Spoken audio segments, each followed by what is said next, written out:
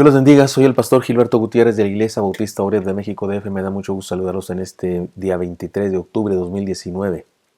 Primero el Evangelio de Marcos, el primer Evangelio. Estamos en el devocional número 90. Una oportunidad para creer, le llamamos al devocional de hoy. Marcos 14, versículos 66 a 72. Desde ayer analizamos el caso de Pedro, su oportunidad para demostrar su lealtad al Señor y, bueno, tristemente su fracaso. Él había dicho que jamás lo dejaría el día que el Señor Jesús anunció su muerte y anunció que todos se escandalizarán de él. Él dijo, yo jamás lo haré. Leamos el pasaje y reflexionemos en la oportunidad que nosotros también tenemos como Pedro de manifestar nuestra lealtad ante el Señor. Estando Pedro bajo el patio, vino una de las criadas del sumo sacerdote. Abajo en el patio vino una de las criadas del sumo sacerdote.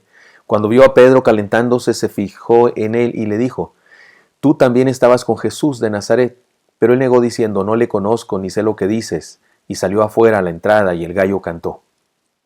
Cuando la criada le vio, comenzó otra vez a decir a los que estaban allí, este es uno de ellos.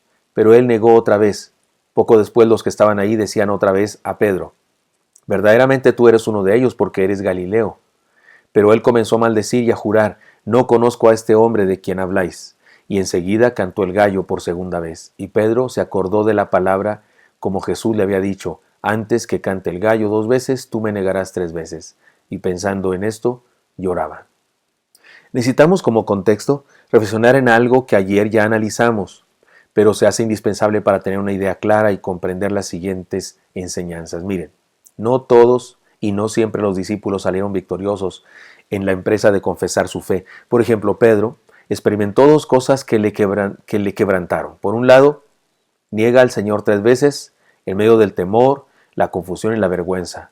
Por otro lado, cumple la profecía que el Señor le había dicho al respecto. ¿Podemos reconocer el propósito de gracia del Señor al anticiparle a Pedro lo que haría? Esto está en Marcos 14:30. Primero, le hace saber que conoce la debilidad humana. El Señor le dice a Pedro, sé quién eres, sé qué tan débil eres. En segundo, le hace saber que a pesar de eso lo ama como discípulo. Seguramente esto ayudó a Pedro a pasar por encima de la crisis con menos consecuencias irreversibles. Sin embargo, tuvo una gran oportunidad de demostrar su fe, de manifestar su amor y tal vez de dar su vida por su maestro y fracasó. Seguramente experimentó un gran sentimiento de culpa y se lo reprobó a sí mismo mucho tiempo. Y si no hubiera sido por la gracia del Señor, que lo restauró y le dio un lugar entre los discípulos, seguramente su caso hubiera sido muy triste y no se hubiera levantado jamás. Pero tuvo la oportunidad de decirle al Señor que lo amaba 3 veces. Cuando el Señor le preguntó 3 veces, ¿me amas? ¿Me amas? ¿Me amas? Y Pedro le dijo, sí, te amo, Señor. Y seguramente el Señor utilizó esto para manifestarle su perdón y para darle oportunidad de, ahora sí, manifestar su lealtad.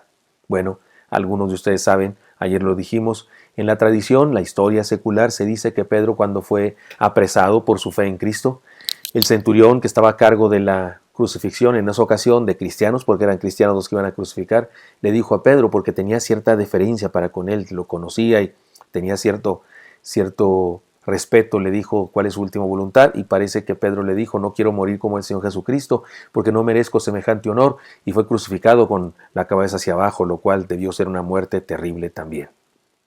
En aquella ocasión no pudo ser fiel, pero en esta ocasión sí manifestó su lealtad de una manera impresionante, después, por supuesto, de una vida fructífera de testimonio y de liderazgo en la iglesia. La enseñanza de ayer fue la siguiente: la vida es una oportunidad para conocer al Señor. No deberíamos desaprovechar la oportunidad para hacerlo. La enseñanza de hoy, o las enseñanzas de hoy, son estas. La vida es una oportunidad para afirmar nuestra fe, me refiero. Pedro negó insistentemente conocer a Jesús.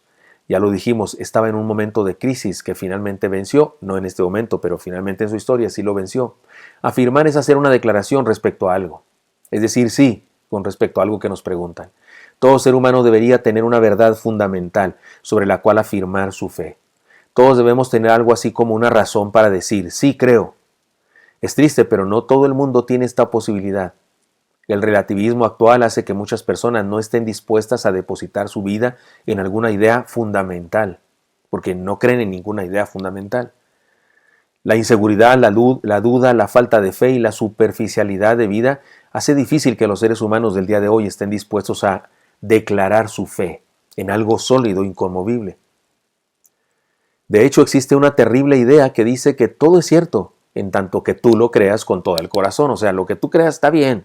Si lo crees con todo el corazón, es cierto, y eso no es así. Hay cosas que personas creen y que son mentiras. No importa cuánto las creas, son mentiras. De acuerdo con la Biblia y en virtud de lo que Jesús dijo de sí mismo, usted y yo deberíamos aprovechar todos los días la oportunidad para afirmar nuestra fe, afirmar que andamos con Cristo, afirmar que creemos en Él, afirmar que le seguimos con todo el corazón. Deben saber ustedes, los que son de la iglesia, los que van a una iglesia saben eso, pero tal vez algunos que me escuchan no van a una iglesia. En la iglesia, cuando se bautiza una persona, que bautizamos a personas con inteligencia, con conciencia, porque los niños también son inteligentes, por supuesto, disculpen, con conciencia. Un niño no tiene esa conciencia, ni siquiera podemos hablar con él porque todavía no tiene un vocabulario, pero cuando una persona ya es un adolescente, por ejemplo, o un joven, se le bautiza si él ha creído en Jesucristo y si decide voluntariamente, personalmente bautizarse, seguir al Señor. Y se les pregunta, ¿ha creído usted en Jesucristo como su único y suficiente Salvador personal para perdón de pecados y promesa de vida eterna? Bueno, hay diferentes maneras de preguntar, pero él debe decir, sí, he creído con todo el corazón, o sí creo, amén, sí creo. Luego se le pregunta, ¿y quiere ser discípulo de Jesucristo durante toda su vida? ¿O acepta ser discípulo? Y debe decir, sí, acepto. Es decir, debe afirmar su fe. El bautismo es una profesión de fe, es una manifestación pública de la fe que tenemos en Jesús. Por eso no creemos en el bautismo de niños, creemos en el bautismo de personas con conciencia, con capacidad para tomar una decisión deliberada, personal y voluntaria. Y bueno, por eso decimos esta enseñanza, la vida es una oportunidad para afirmar nuestra fe. En segundo lugar, la vida es una oportunidad para bendecir. Es increíble, pero Pedro incluso maldijo el nombre del Señor con tal de convencerlos de que no le conocía. Su crisis de verdad que fue algo serio, ¿no lo cree usted? Seguramente alguna vez nos hemos visto en una situación así. Tal vez hemos renegado de Dios, tal vez nos hemos rebelado y le hemos preguntado por qué pasan las cosas que pasan, por qué nos permite vivir tal o cual situación. Tal vez alguna vez hemos hecho creer a los demás con nuestro testimonio que no creemos en Dios. Y por lo tanto, ¿quién no ha renegado alguna vez de la vida y las circunstancias? Esto también es maldecir, así que no culpemos demasiado al hermano Pedro por su reacción en esos momentos tan difíciles. Y de hecho, en algunas ocasiones en nuestro tiempo hay quien reniega de la fe. Y no por peligro de muerte, sino por nomás peligro de burla, por peligro de perder un amigo, que eso es bastante menos delicado que la muerte.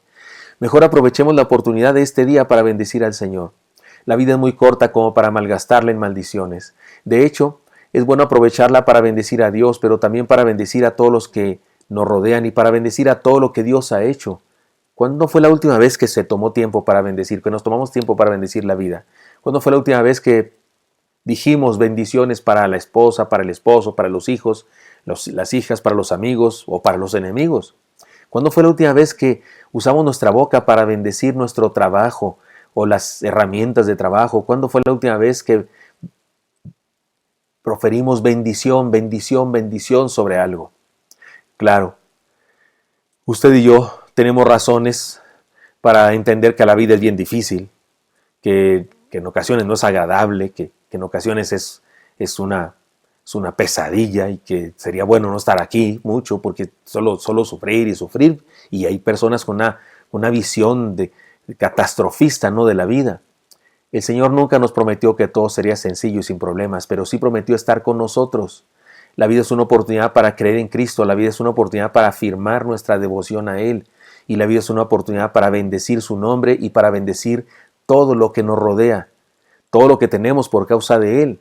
Así que aprovechemos la oportunidad y no dejemos pasar esta oportunidad de bendecir y no maldecir.